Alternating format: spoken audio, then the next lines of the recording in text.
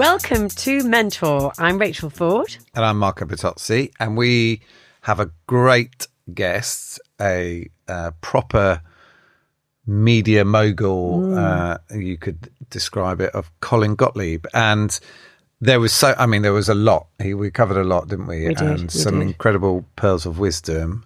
I think, let's start with the new stuff. I don't think Colin will mind us saying he's 64 years old. He's a influencer, and he's 100% focused on things like the impact of AI agents in the future. So just shows, age is no barrier to really staying on top of, all the latest in our industry. And I actually got excited about him saying that one day they can take the bins out. So that was my biggest thing for an AI agent. But what he did come back to, and I think a lot of us can relate to, is focus on the work, the quality of work, make sure your product's right, and the rest will follow. Important. We did have a surprise topic though, didn't we? I didn't think we were going to speak about him. Muhammad Ali. Oh, yeah.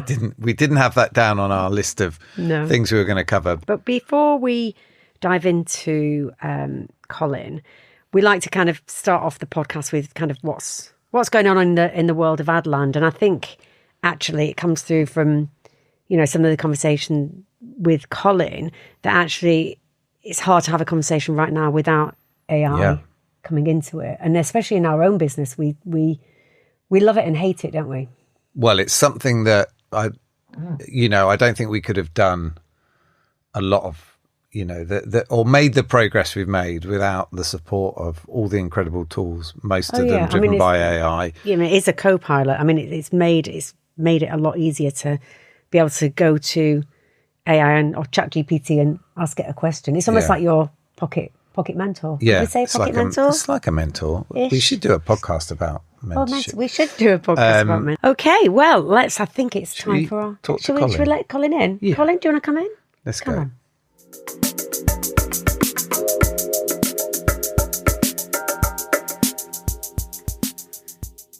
Right, today's guest, I'm actually going to read this one because I don't want to get anything wrong, and it's a long and distinguished career. So today's guest is someone who's helped shape the media and advertising industry over the last 3 decades and done it with vision, energy, see if you recognise any of this, and no shortage of style. Colin Gottlieb co-founded the legendary agency Manning Gottlieb, built Omnicom's media empire across EMEA, chaired OMD worldwide, and more recently helped transform LADbible from a social publisher into a listed media business. He's been a leader, a mentor, a strategist, and a champion of creativity in a world that's constantly changing. So, Colin, welcome to The Mentor. Welcome, Colin. Well, thank you very much. You okay with that intro? Do we have to change, any edits? No, it's it's fine. Factually correct. It's factually correct. There were a lot of extremely talented people that were part of that. Yes. So. Of course. And actually, we're speaking to obviously lots of senior leaders, and we always say that one of the hardest things is to get them to be complimentary about themselves, because they're always very humble and sort of... Don't worry, we'll tease it out. We'll get it out we'll of you. Tease out of you, Colin. Syndrome. Let's start with our usual segment of a career in roughly 60 seconds, we say, and it just gives us a chance to hear your background right from the start, and then we'll go from there. So why don't you kick off with that? Thank you very much. Okay, so I'm going to try and do 45 years in 60 seconds. Good luck. And if my wife watches this, she'll go, "Oh my God, get out the sleeping bags." Right. So at the age of 19, in December 1979, I decided not to go to university. I went into time buying services, which was the second media buying shop, as it was called in those days, as a trainee, to 2,750 quid a year. Wow. Didn't really know much of anything. A lot of spot performance, writing out. But very quickly at TBS, my first boss, a guy called Bob Blatchford, who was brilliant. He was 27, but he seemed like an absolute genius. He let me get involved directly with, in fact, the largest client that we had.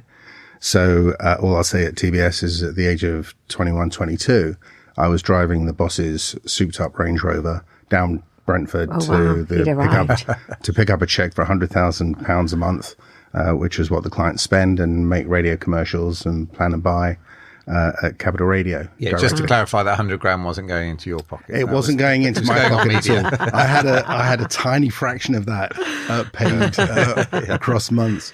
And then in January 1985, I decided to move on and go to Chris Ingram Associates. Chris was arguably one of the toughest, brightest, sharpest professors of media. And CIA was a huge culture change, but that's what I wanted. I wanted to go into the University of Media, and it was. And it had a really, really strong learning curve. So I had it was quite an entrepreneurial media buying shop in TBS. CIA was like serious, where I met Nick Manning. He was in the TV department. I was in the press and non-broadcast and planning, as it was called, and stayed there until November 1990. And what happened with CIA was I had come back from a meeting with Carl Johnson, who is now runs Anomaly. But he had started with some other partners, Simons Palmer, Denton Clemo and Johnson, a fabulous agency. And at lunch, we started talking about a potential joint venture. And I went back to my boss. How old are you at this time? I was 24. I was about 26. Wow. And I went back to my boss at the time and said, they really want, I was really excited, because I love creative agencies, the heart of the business. And I said, they really want to do a joint venture. And I'd already said to Carl, no problem, because I was worried about TMD, which then became Cara, because they were sniffing all over Simons Palmer. And my boss turned around to me and went, no. Their agency is too young. No, we're not interested. And a bit sort of slightly crestfallen and embarrassed, I thought, my God, how do I phone up Carl? Because we were working on a joint, very large client, which was like, that's a really dumb thing to do, isn't it? To say, not to at least go and have a chat. Have a meeting, yeah. So I did the next best thing is I went to a rather senior chap in the TV department called Nick Manning. Because I was, as I said, in a different department with a different line boss. And I said to Nick, look, would you come with me to this meeting and let's just see what they have to say, and you can go then maybe to Chris. Just like, so where were you in the organisation? Because obviously it's hard to think of a situation today where a 26, 27-year-old would be having conversations about joint ventures. And so where were you in the org to be able to be having those sort of conversations? So I was an associate director back in those days. I think it was before I was made a board director of CIA Billet, which was the operating company, the largest one. But yeah, I was an associate director running. I had BT in my group. You had big client. Yeah. Big clients. Yeah. But I really loved agencies because, a really top creative agency introduced you to some really great clients. Yeah. And that has a virtuous circle. So Nick and I went to the meeting. It was in Covent Garden. And it was like one of those cartoons from yesteryear. I'm probably too old. Well, you're too young to know. But it was like this sort of like Roadrunner cartoons where, beep, beep. Yeah. And it would have the arrow in the road that just went, different direction. Over the cliff. Probably. Because Paul Simons, and it was Paul and Carl Johnson and Paul Simons, and Paul, who's no longer with us, unfortunately. And I vividly remember it. I mean, it's a table not dissimilar from this size. And he just turned around and he went, this all sounds great, but why do we need CIA? Why don't we do it with you guys? Just the two of you? Yeah. And immediately I sort of went, okay. This is a sign. This is the sign. Yeah. Go that way. Yeah, 100%. Yeah. I mean, and I wasn't even 29. I had 3 young kids, and the one I was most worried about was my missus, who is still my missus, and she's epic. When we talk about mentors, trust me. If she says yes, no, that's it. And we went off to Covent Garden, and I had to sit with Nick. We went to Maxwell's Hamburger, and I had to say to Nick, I think at one point, Nick, if you don't do it, I'll do it with someone else. I'm doing it. Wow. Because he was, a bit slightly more cautious. But the rest in that. But that's where that is where it's really hard sometimes to sort of pinpoint people's differences about why someone launches an agency like that, and great, but often it is that initial bit of bravery, isn't it? It's just someone else might have sat in that meeting and gone, well, that's really interesting. Let me take that back, maybe, and gone back again and spoken to, whereas you basically grabbed the opportunity. And I think that stands you apart from maybe what lots of other people would have done. Yeah, maybe, but also credit where credit's due. We're myself and others, come after a long line of people who set up their own businesses. Yeah. Both in the UK and especially in the United States. If you look at Bill Bernbach, and if you look at, starting your own businesses and getting into the business, and they defined, and what drove them? I mean, right, you read their books, so maybe it's changed slightly, but, they don't do bullshit, and they want to do great work, and they want to have great people around them who are, incredible. If you read Bill Bernbach's note to his agency, which was written clearly ages ago, about sort of the whole era of computers, and it's amazingly powerful because it's all about the work. It's all about the work, and it will always be about the work. That's a very consistent thing. Like if when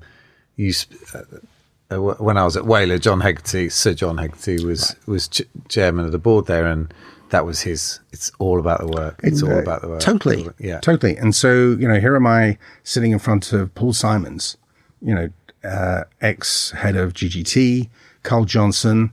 They had BBH guys, top creatives, Simon Clemmo, one of the greatest account planners, period. And they're asking, would you like to do a joint venture? Like, okay. Yes. And I remember saying, and I'll probably get slated for this. I turned around to my missus, and she was incredibly supportive. We have 3 young kids. And I said, look, the worst thing will happen is it will fail, and I'll become a press buyer at Zenith. Yeah. Sorry. There's worse things that could happen. I was going to ask yourself. There's no. I mean, I think TV bar. Maybe a TV, maybe a step up. But that was going to be my 2 questions actually. When you went home that night, what did your wife say? And also, this is just a bit of a tongue in cheek, really. And did you have a garage? Because all good businesses, like Jeff Bezos had a garage. They all started in a garage. I mean, you've got to, and actually, I suppose the analogy of that is, you've also got to have, if you've got a garage, you've got a house, you've got to have some sort of funds to start this on. So actually, some people would aspire to have a garage to start a business in. So, 2 things. What did your wife say, and how, you must have had some funds in order to be able to set this up, or at least a garage. Right. So my wife said yes. Her dad, again, God rest his soul, was an entrepreneur from the East End of London who created an amazing chain of private opticians, and came up from nothing. His dad was a boxer. So, get quite emotional. It was in the, in the blood. It was, you stand on the shoulder of giants, right? Yeah. And you look at people and you go, if an opportunity presents itself, because you helped create it. Paul and Carl weren't offering it on the basis that they'd seen your talents. They'd seen your talents, hadn't they? Yeah. And they had seen that we were hungry, that I loved the work as media. I wanted to work with things where I could go, I want to place that there. I want to build that there. I want to ask vendors to do things they've never done before. Yeah, push boundaries. Yeah, because that's the applaud. The client then turns around and says, that's fantastic. I mean, it's a no-brainer. Yeah. It's the guy down at Vogue Interiors paying the check to me, and I could drive the governor's Range Rover to pick it up. Yeah. So we started MGM in 1990, the back end of 1990, and then we were acquired by Omnicom Group in 1997, or TBWA is the part of it. Wow. Yeah. And then sort of kind of moving on, what happened was that as we came into 1997, Simons Palmer had been bought by Omnicom, which then became TBW. Well, they went into TBWA. And as a consequence, MGM, we then found ourselves that there was an arrangement. We did nothing. This was like again, a lesson that I learned, that things happen, other people make it happen as well. So you just carry on and do the work. Yeah. Yeah. Keep focused. Score the goals. Yeah. Other people then decide about transfers. Yeah. Because TBWA had an arrangement with Cara or with Aegis. They cancelled that. Aegis then turned around and went, right, MGM, because we knew all the guys at Cara, will buy you. And Omnicom went, no, we'll buy. So we found ourselves in a bidding war. Great if you're in a bidding war. Well, it is and it isn't, because you sit there and you've built an agency that you love, and the people in it, and they're asking you, how do you feel? What's going on? I got a piece of advice from a mentor, and it was literally just a mentor. It was pure mentorship. And he said, Colin, here's my suggestion, my recommendation. You're on a conveyor belt and you've got a huge company that you actually want to go with. I didn't say that to Omnicom at the time, but you spiritually. Yeah. And you've got Aegis who are like really pushing it. And the two of them are actually bidding against each other, but it's about them. It's not about you. Okay. Interesting. So if you push it and they drop off, they will never come back. So you just carry on, Focus do the on work, yeah, and do not play any games. That is good And advice. I remember leaving, I said to Nick, and Nick was always great like that. Nick would always allow me to, from the sort of commercial side, to sort of just, and kind of that's what happened. We got this phone call from a very, very, very senior person at Omnicom. And he said X, and he said, do we have a deal? And Nick was behind me. I was taking the call. It wasn't on a speaker. And I said, yes, we have a deal. And Nick was like going, like, What's the deal? What is it? And Write it on a piece of paper. Yeah. And what was, when he asked that question, that conveyor belt, that meeting with that wonderful chap, was absolutely, because that helped you answer that question quickly and just we had already got, I think, an extremely generous situation. And so then it was about what next. And the conveyor belt was the best piece of advice I think I've had. And it's interesting because that is the power of a mentor, and also the fact that he wasn't necessarily in the business or sometimes having mentorship from outside of your 100%. kind of world. Actually, it's that different perspective. He wasn't in the ad business. Yeah, so actually they get less in the weeds and more about, as you said, like the just a much simpler way of looking at things. That's really interesting. So that definitely wasn't Career in 60 Seconds, but that was really, really interesting. To be fair, we asked questions. To be fair, we were asking questions. So that's, but just because there's so many amazing things that you said, and I think, we are called mentors and there's so much advice that you can give, Colin. But you once said, at the end of the day, you either change or you're out of business. And I think what we know about MGM, and from that first day you started Manning Gottlieb Media, I'd just love to, like, one of our first questions to be around, how do you think about change? And then perhaps tell us how, when you started MGM, how it helped you make that transition. Because obviously that's probably the biggest change in your life, to go from a salaried role into starting your own company. How did you navigate that change? What advice would you give to people listening about managing change? That's a great question. So I always look to the future. There are people in the industry at the moment, and I'm not pointing fingers, that keep looking backwards. And it's like, forget it. It's gone. It's history. Yeah. So look forward. And with MGM, that was an opportunity. It was, to enter the world of Omnicom, which was huge. I mean, just literally priceless. Mm-hmm. If you would have said to that 19-year-old at 2750 driving down to Brentford in the souped-up Range Rover, that at some point you'll be looking after 63 countries, 9,000 people, and a serious amount of revenue. Yeah. And go to Russia, Nigeria, the Nordics. Meet and still have people that you call friends. I would have 19-year-old gone, yeah, right, okay, what you want? So the future, Peter Drucker, who is kind of one of my textbook mentors, he said, you create the future. If you want to think about the future, the quote is probably a little bit more nuanced than that, but it's like, go and create it. That is how I've always been. I've seen. Sorry. No, I was just going to say, and I think that listening to you, you equate the future and change probably with opportunity. Correct.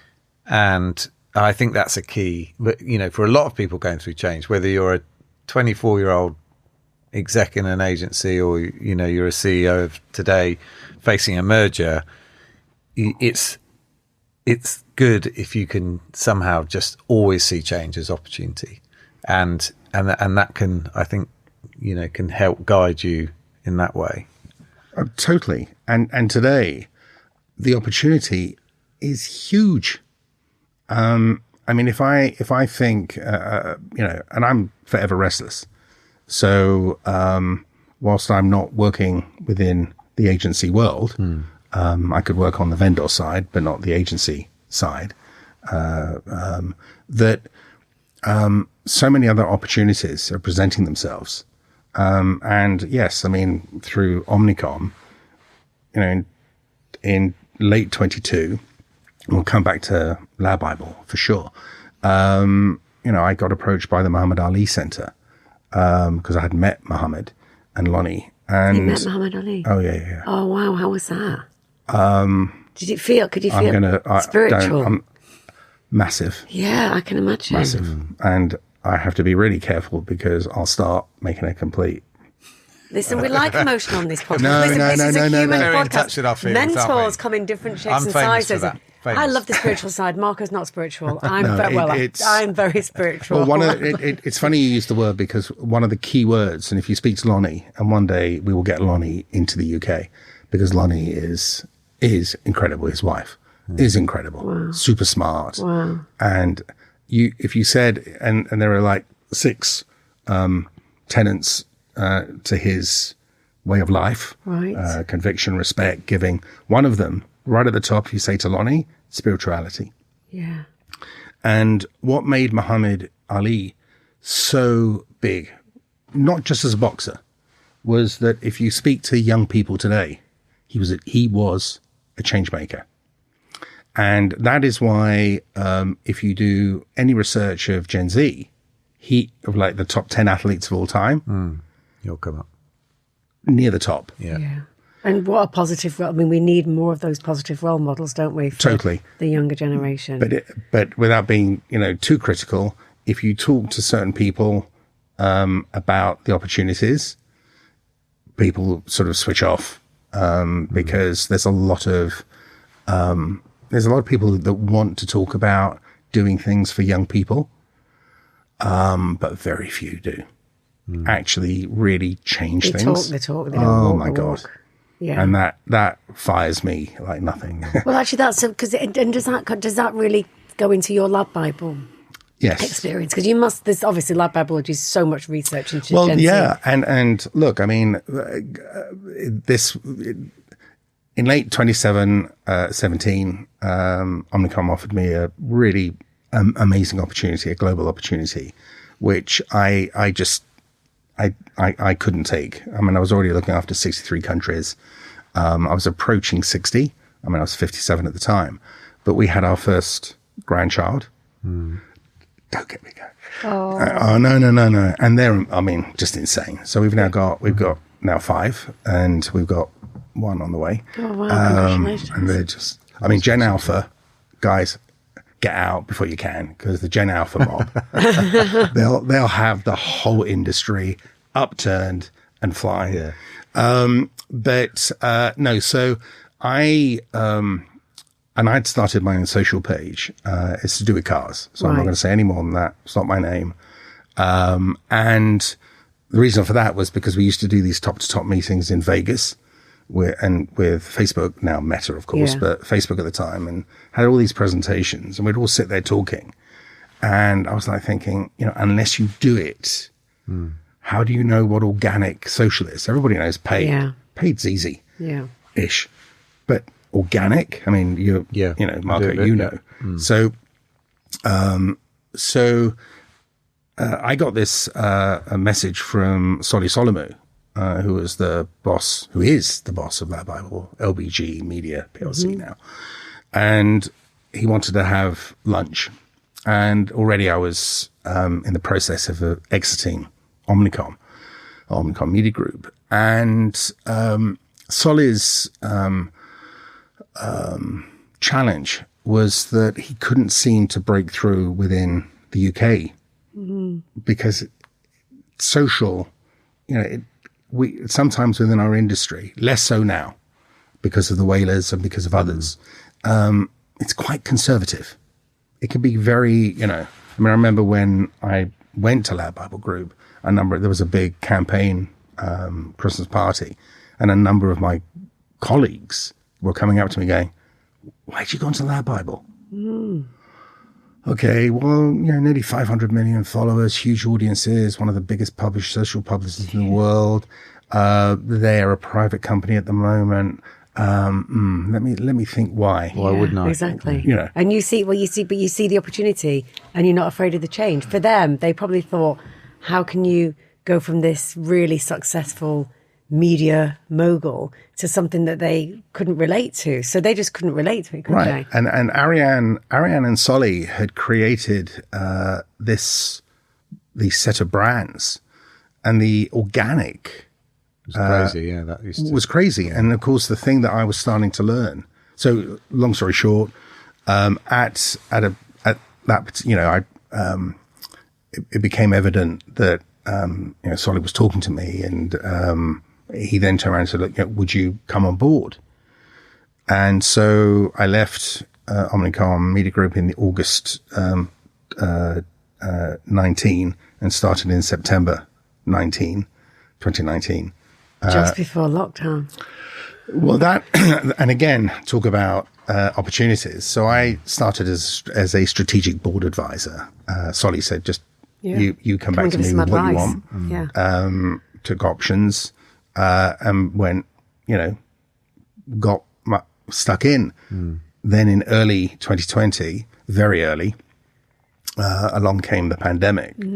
I guess one of the big things, and I remember when I moved, was a lot of people were like, what's it like? A lot of agency people asked me, what's it like making the leap? Not that many people, you mentioned Fitcher, few people have made that sort of jump from agency to sales at a senior, but not that many.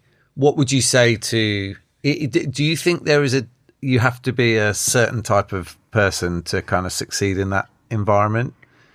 I've definitely got my views, but I'd love to hear. I think somebody who looks forward, looks at what does it take to create the greatest piece of work. Who can I collaborate with? Who can I work with? I remember working with Nick Manning. I went up to him back before the MGM, the beginning of that saga, because Nick is easily one of the brightest, sharpest, brilliant minds. And in terms of TV buying, I mean, he was scarily good. So was Marco. Marco was very scary, weren't you? What, a TV buyer? Yeah. Oh. No, I but wasn't as Nick, scary as Nick, Colin when I went into selling. No. Nick wasn't the sort of, Nick has never been the sort of, but his analysis. Yeah. And I went to him because we had a really big car insurance business that we had just won. And I needed somebody on the team it was a big TV, and it was with Simons Palmer. So, if you're collaborative, if your focus is client first, it's easily said, it's overworked, overused. But if it genuinely is about the work, everything else will fall into place.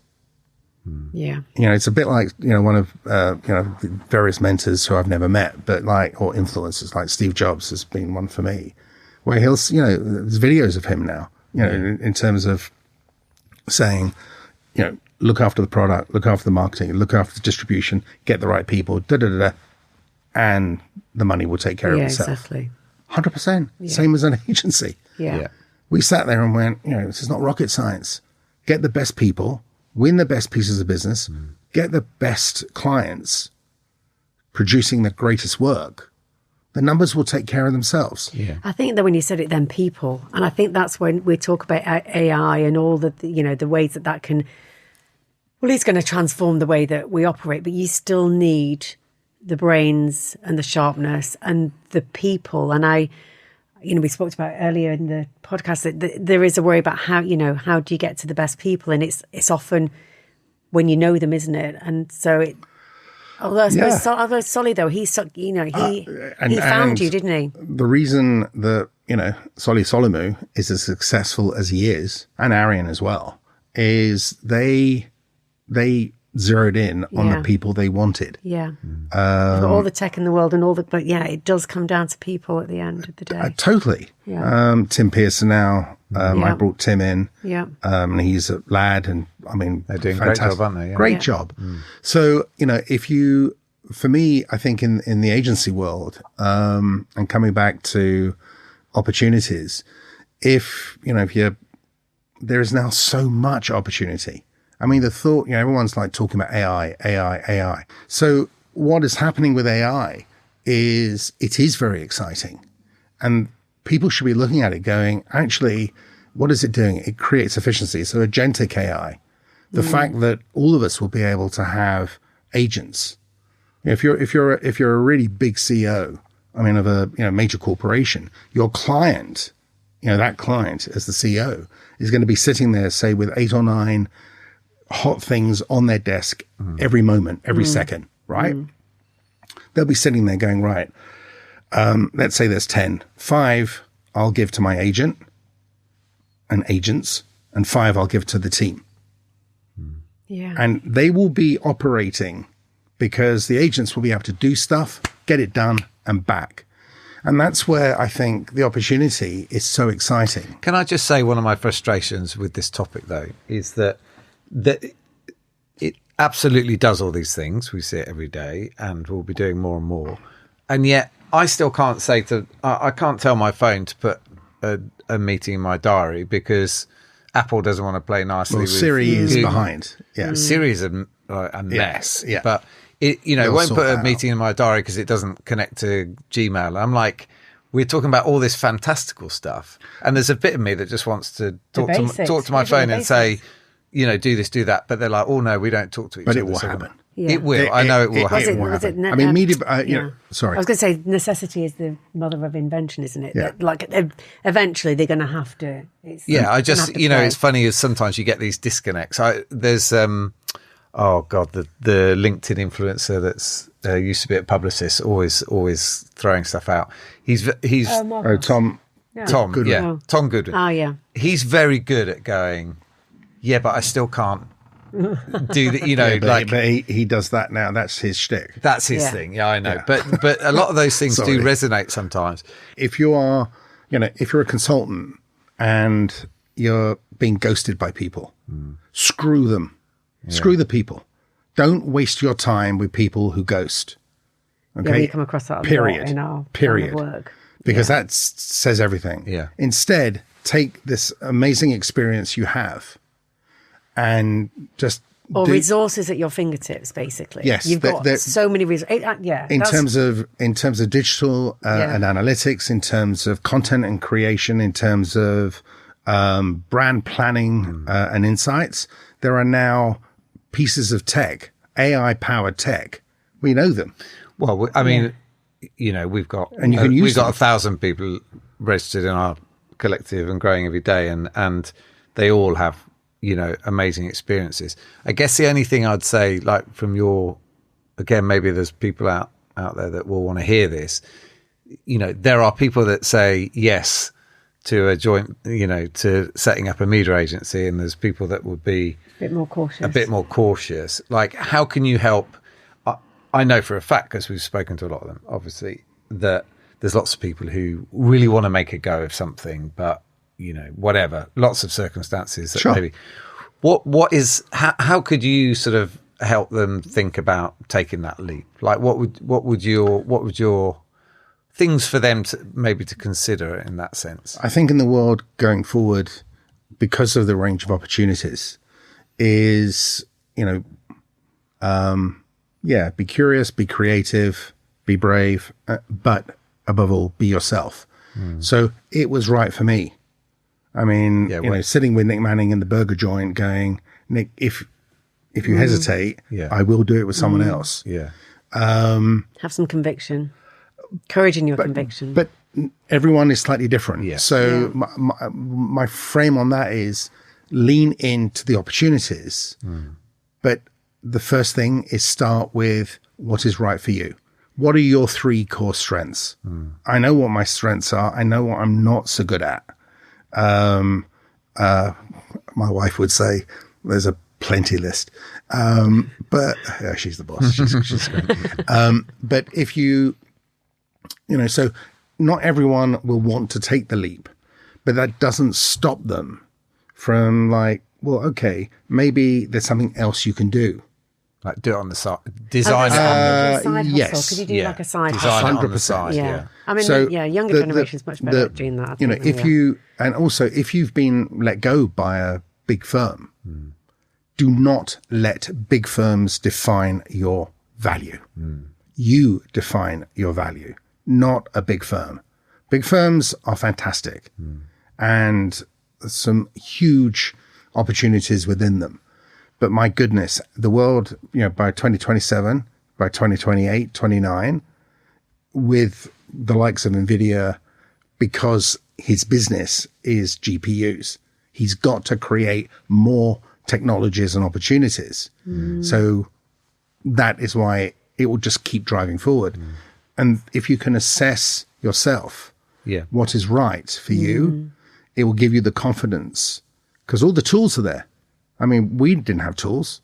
Yeah. TGI, stuff like that.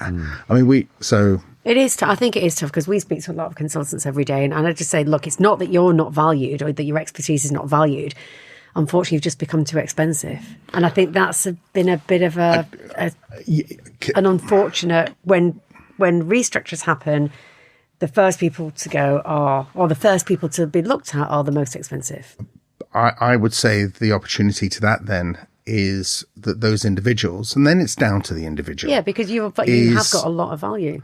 Is go, now if you go and learn about AI because you want to seem relevant, no, that's wrong. Yeah.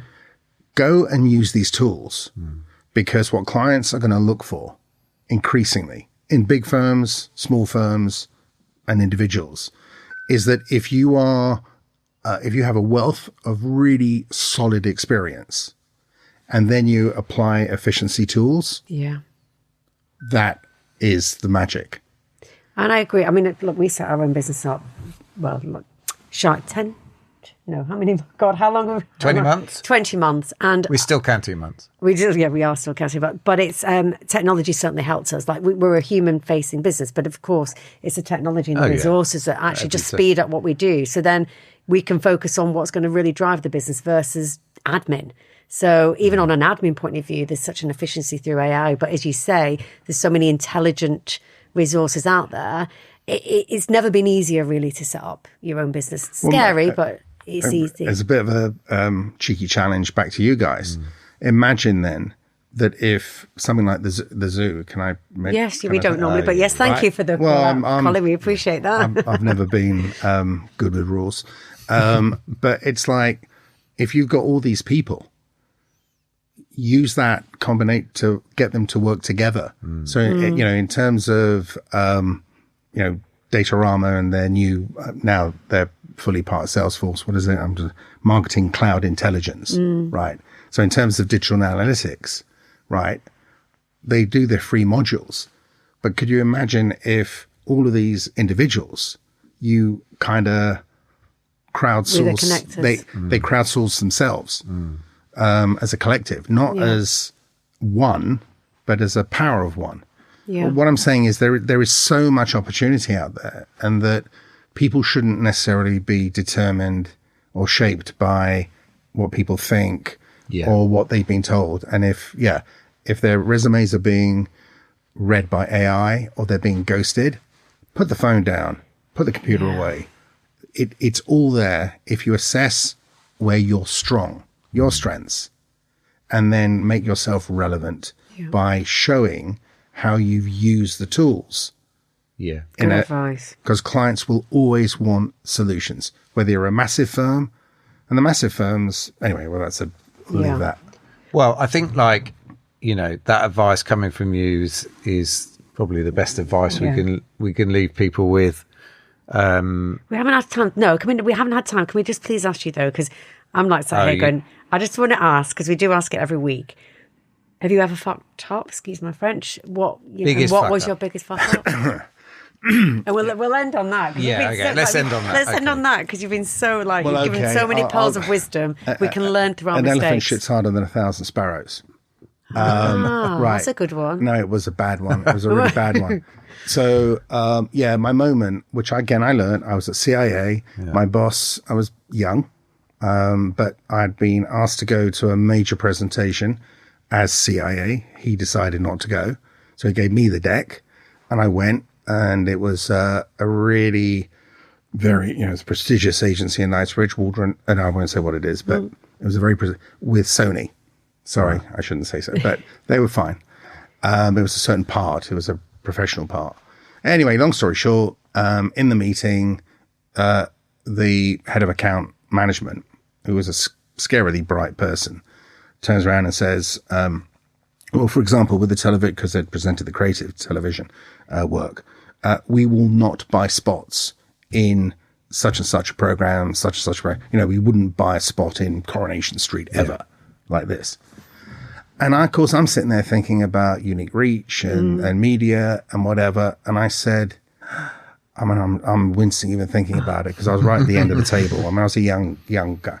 And I went, not necessarily. And everybody looked at me. You can imagine the whole room going. And the client was like, whoa, okay, excuse me, like this. And the agency guys were like, daggers.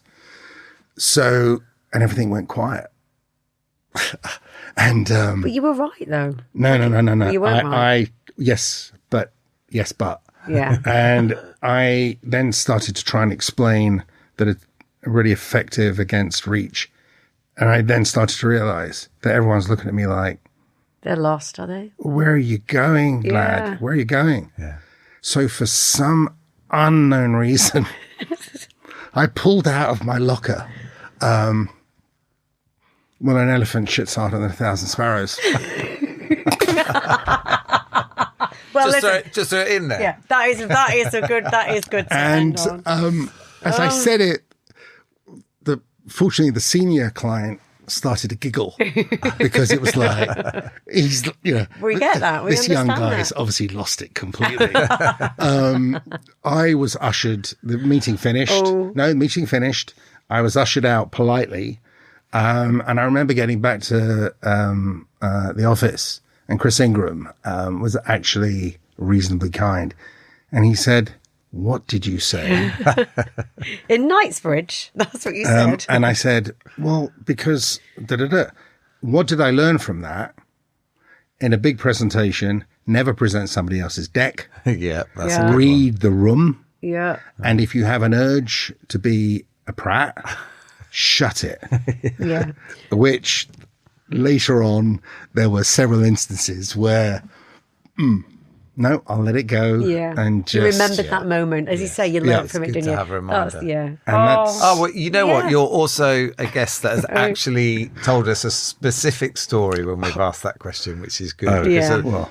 No, we like that. We do. We do I like can, that. I can feel myself wincing being in that room. One of these days, Rachel, we'll ask each other our biggest Oh, fuck-ups, I've got won't too we? many. We'll have to squeeze we in. need about 3 hours for that. We'll do just our own episode. Yeah, we could. But Colin, honestly, the time has absolutely flown. Thank you. And loved all your stories, loved all your advice. We're so thrilled to have had you on today. Yeah. Hope you've enjoyed it. And, Loved it. Thank you very much. And we'll get you back one day. But thank you so much. Thanks, Colin. Thank you. all the best.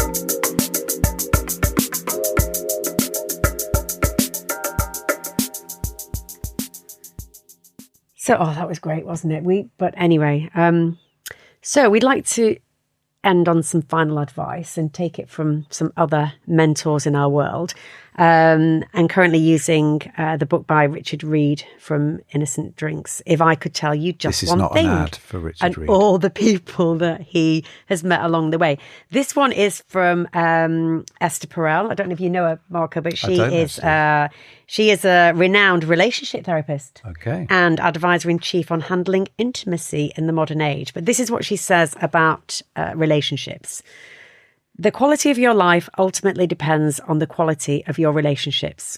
Not on your achievements, not on how smart you are, not on how rich you are, but on the quality of your relationships, which are basically a reflection of your sense of decency, your ability to think of others, your generosity.